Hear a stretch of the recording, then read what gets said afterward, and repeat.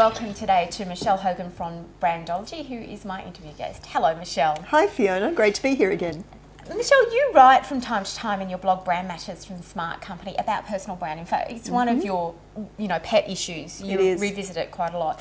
It sure is. And in the light of the ruckus surrounding David Jones, its ex-CEO, and the lawsuit that's just been filed against it by an employee, I thought it might be a good time to talk about personal brand and explore it a bit, because something's really going wrong with the personal brand of the CEO there of a major corporation, isn't it? Absolutely. Oh, without question. And I think it also raises some interesting questions about the intersection of personal brand with corporate brands or business brands and how they do play into each other. So in this case with David Jones, you've got a personal brand which is clearly has some moral, ethical, boundary issues around it. Am I being too kind? But a kind of charismatic brand too. Very charismatic, sort of build absolutely. Great revenue multiples for the company. Seeing a brand of somebody who is capable, who is generally by around the traps fairly well liked, a performer, used to being a high performer, used to doing well, used to pretty much getting what he wants, which of course plays into what happened, but as well somebody who clearly had no sense of boundaries, clearly had no, I mean again, if everybody always says yes to you, without some pretty solid foundation, ethical foundations and moral foundations, that can go awry really quickly. So you have this personal brand, and then you have the corporate brand of David Jones, which is not any of those things. It's all about, it's about legacy, it's about stability, it's about, luxury, it's about, the delivering an experience to the customer that they want to repeat. So you start to see a distinct disconnect between these two things. And so how can an organisation actually support the types of behaviours that we're learning about and the types of things that we're learning about? And clearly there was tacit support for what he was doing. There must have been, otherwise it wouldn't have been several years of cases that are coming out of the woodwork. Without question. I mean, not cutting it off at the knees does not mean that you're not supporting it.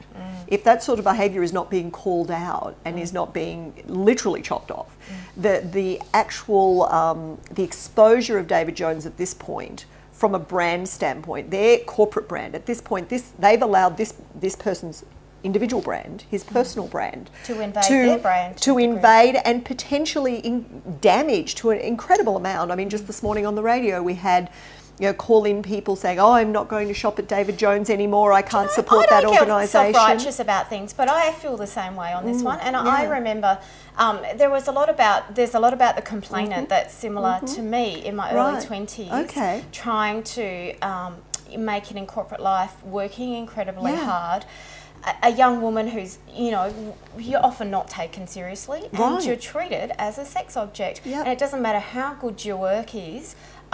And there's that real sense of, I'm never going to get anywhere because my gender is compromising my ability to do anything and to succeed. I'm really with her on this. Yeah, I think there is a lot to. I think I've heard good arguments on both sides, to be honest, and I haven't really got a personal opinion about it yet. Now I'm a middle-aged shopper, right? Yeah. I'm a middle-aged shopper who does shop at David Jones, and I remember those years, and I look back and I say, I actually understand what has been going on for her, or what might have been going on for her, and that's not okay with me. And I actually I'll vote with my feet. And I don't tend to shop at David Jones much anyway. I don't do big department store in general, but to me, I think there is something that the backlash on this extends far beyond the internal. And this is where organisations need to get their heads together.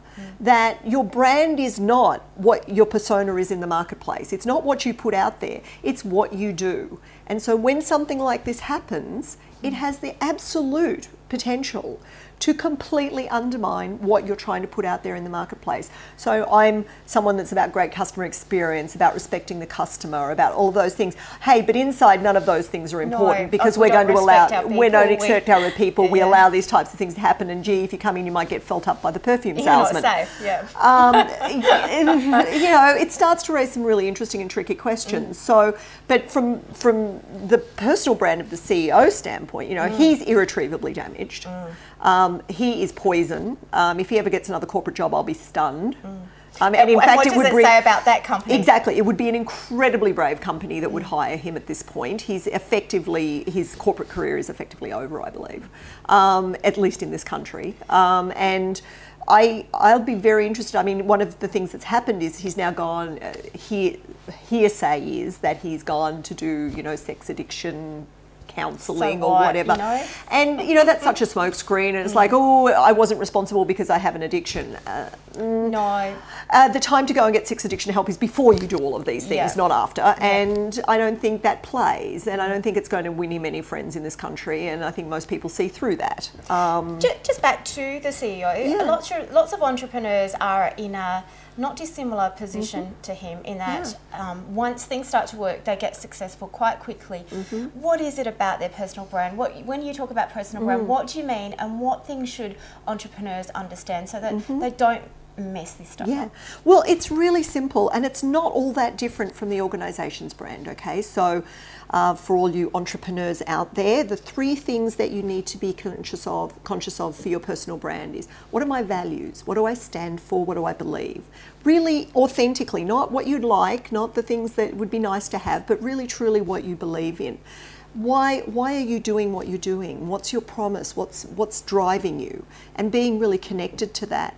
And then understanding what your story is and how that relates to your environment. And how am I walking that out there across everything I'm doing? So it's not just about the message you're putting out there. It's not just the things that you're doing to put it out there. It's not, am I on Twitter, or do I have a Facebook page, or what do my business cards look like? It's day to day. What promises are you making and what promises are you keeping? Because that in turn, that actually shapes your personal brand more strongly than anything else you can do. So it's all about, for the entrepreneur, it's about really getting a handle on those things, getting a good deep understanding of those things. Some core integrity. Core integrity, and then carry it through. No different than you would ask an organisation to do, really. And then I guess your company, just finally, is it's a version of that. Whatever that core is, it's the product's version comes out of that. Yeah, exactly. Much like Apple in the early days was an expression of Steve Jobs, Microsoft in the early days was an expression of Bill Gates. And to a large degree, those cultural imperatives that were laid early on are still present. You see it in Google, you see it in more recent examples like Zappos, Amazon, etc., etc., etc. Yep. I'm Michel Hogan from Brandology. Thank you for your time today. Not a problem. Thanks, Fiona. Michel is an expert in brand matters, both personal and also corporate.